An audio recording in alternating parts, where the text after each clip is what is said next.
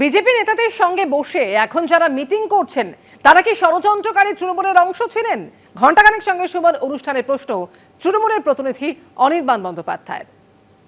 সারদা কার্ডের নামটা শুনলাম, আমি জানি না এটা ওই সারদা চিটফান্ডের সঙ্গে সম্পর্কিত কিনা, কিন্তু আমার মনে পড়ে গেল এটা 2026 মানে অর্থাৎ 14 বছর হয়ে গেছে। মানে নরেন্দ্র মোদী সরকারের থেকেও আরও 2 বছর বেশি পুরনো একটা অভিযোগ। তখনও এই ধরনের অভিযোগ তৃণমূল এই করেছে ওই করেছে তাই করেছে, 14 বছর হয়ে গেল, তদন্ত কোথায়? আজকে যদি আমি জিজ্ঞাসা করি যে তদন্তটার কি অবস্থা, সেটাই বোধহয় সিবিআই বলতে পারবে না। অর্থাৎ এই অভিযোগ 14 বছর ক্ষমতায় কে ছিল?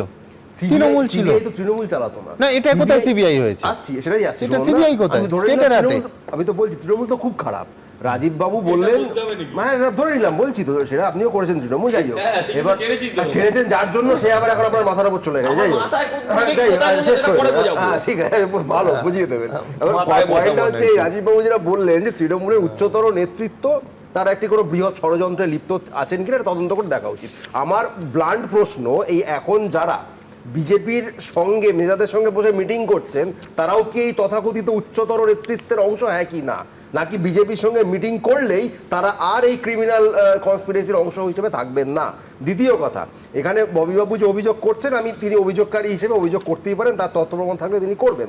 পয়েন্টটা হচ্ছে এই যে কেউ একজন বিজেপির তরফ থেকে অভিযোগ করবে বা বিজেপির হয়ে সিবিআই কেউ অভিযোগ করে দেবে, সিবিআই আসবে, ইডি আসবে, আর এখন রাজ্য পুলিশ সিআইডিও রয়েছে, তারপর অনন্তকাল ধরে মিডিয়া ট্রায়াল চলবে, অ্যাকচুয়াল ইনভেস্টিগেশনটার কোনো কনক্লুশন আমরা দেখতে পাবো না। সমস্ত তথ্য প্রমাণ লোপাট করেছে তৃণমূল, সব প্রমাণ জোগাড় করা হচ্ছে, অভিযুক্তদের ঘানি ঘুরিয়েই ছাড়বে রাজ্য সরকার। ঘণ্টাখানেক সঙ্গে সুমন অনুষ্ঠানে এসে মন্তব্য বিজেপি বিধায়ক সজল ঘোষের। আমরা আইন মেনে চলবো, আমরা সিস্টেম মেনে চলবো।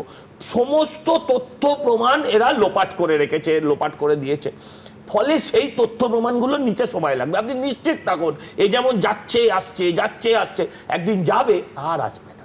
একদিন যাবে, তারপর ওখান থেকে দেখবেন সোজা আবার ওই পুষ্পার মতন অবস্থায়।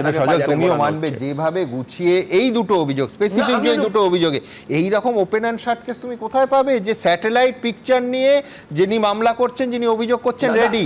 আমি বলছি মুখের অভিযোগ, তোমার কথা ভার্সেস আমার কথা নয়।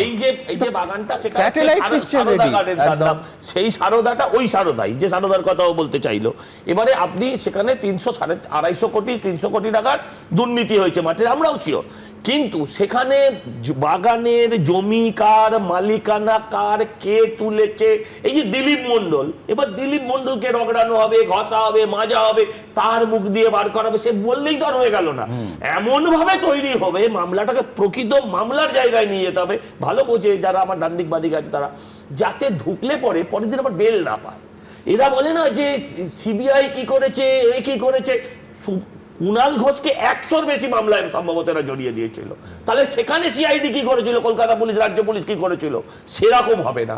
যাকে ধরা হবে, অথেন্টিক লোককে ধরা হবে, এবং সে চাক্কি পিসবে এবং পিসবে, 2-1 বছরে বেরোবে না। এবিপি আনন্দ, এগিয়ে থাকে, এগিয়ে রাখে।